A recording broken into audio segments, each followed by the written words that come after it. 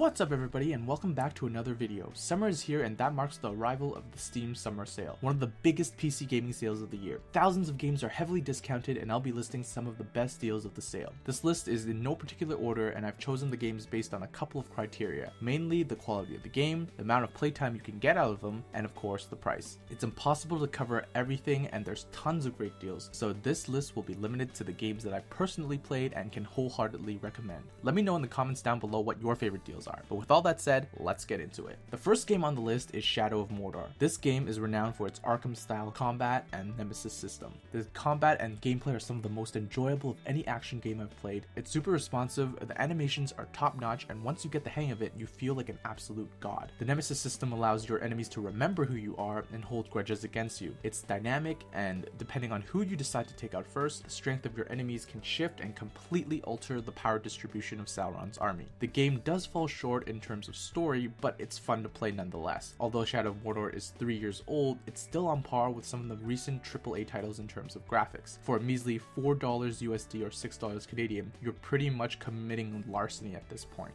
Witcher 3 is arguably one of the greatest RPGs ever made. I know a lot of people may disagree, and of course there are a few legendary RPGs out there that also deserve the title, but I don't think you can deny that Witcher 3 is a masterpiece. There are a lot of things that Witcher 3 does that raises the bar of the entire genre. It's a visually stunning open world game that is still unmatched by any other RPG 2 years after its release. It has a super rich and immersive universe filled to the brim with lore and characters that make it feel like a living world. The quests are innovative and unique. Even the side quests often have deep stories that can catch you by surprise. The combat system is fluid and responsive and dynamic, and I can go on and on about all the other great aspects, but this isn't a review. At $25 USD or $35 Canadian for a Game of the Year edition, it's absolutely worth it for a chance to experience the Witcher 3 universe. I paid full price for the game and both DLCs, and I would gladly pay full price for them again. Blood and Wine adds so much value to the game, it could have easily been a standalone RPG itself. And I know a lot of people are hesitant to play the game because they either dislike The Witcher 2 or they've never played the previous two games. I was someone who was on a similar boat and I just couldn't get into The Witcher 2 at all. The Witcher 3 is an entirely different experience and you don't need to play the previous games to enjoy this one. It's one of my favorite games of all time and I can't recommend this one enough.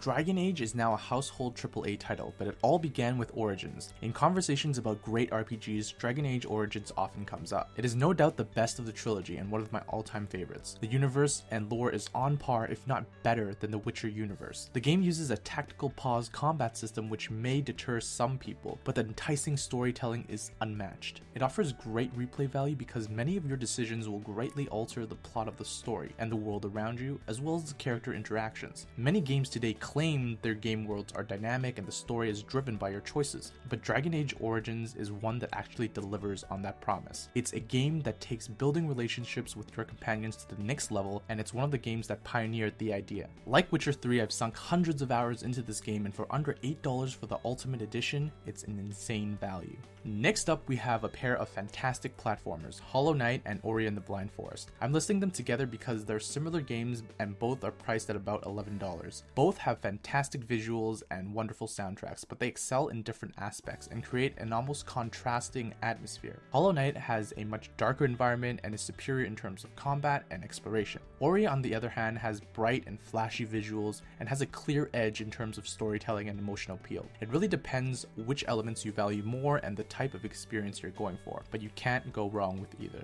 Stardew Valley is one of those games that has grown a cult following since its release, and with good reason. If you've ever played Harvest Moon or something similar, then you'll have a good idea of what Stardew is all about. It's a farming simulator with RPG elements done right. You'll spend hours growing your farm, meeting locals, and scouring the dungeons. The most amazing part about this game is that everything was made by a single person. The developer is working on multiplayer for the game, though there isn't a timeline for its release. I've sunk hundreds of hours into Stardew Valley and it's definitely worth it if you're into farming simulation games. Next on the list is a pair of games that is sure to tug at your heartstrings. If you're looking for something to make you emotional or possibly shed a tear or two, then look no further than To the Moon and Raccoon. To the Moon is more of an experience than a full game, but it's gathered quite a following since its release. It's known for its touching story and fantastic soundtrack, and for just $2, you can't go wrong. But if you're looking for something more than just a great story, Raccoon might be for you. Raccoon was created by the musical composer of To the Moon, and as such contains a lot of strong influences from To the Moon. But in my opinion, Raccoon surpasses surpasses To the Moon in many aspects. I personally found the story more engrossing, and Raccoon is more of a full-fledged RPG. I have the full review of the game, which I'll link at the end of the video.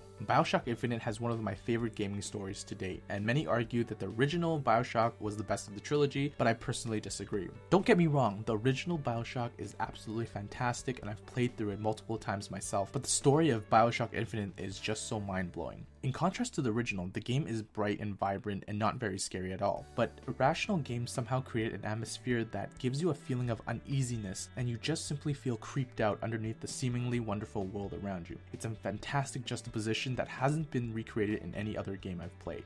After finishing the game, I was left questioning myself and wondering what the hell just happened. It's one of those stories that stick with you, and I found myself reading reactions and explanations right after it ended. For about $8, it's a great buy. And last but not least, we have Cities Skylines. Cities Skylines was everything that SimCity was supposed to be, and it's a good thing Paradox picked up the slack because Cities Skylines is one of the best city builders to come out in quite some time. You have the freedom to create pretty much anything you want, however you want. Thanks to a very active modding community, you can find assets, maps, and quality of life improvements and much more to suit your city building needs. Most of the recent negative reviews are related to Paradox's DLC practices and price hikes, and doesn't speak to the quality of game itself. I personally haven't bought any of the DLCs, and considering how most of the DLCs are currently more expensive than the base game itself, I'd suggest skipping them. For just $7.50, you'll have plenty to do, and if you're looking for something more, you can always hit up the workshop for some interesting mods to keep the game fresh. Thank you guys for tuning in, and let me know in the comments down below what deals you took advantage of. You can follow me on Twitter for updates and news, and don't forget to subscribe for more videos. Gamers Weekly Episode 2 will be uploaded on Friday, and I'll catch you guys in the next one.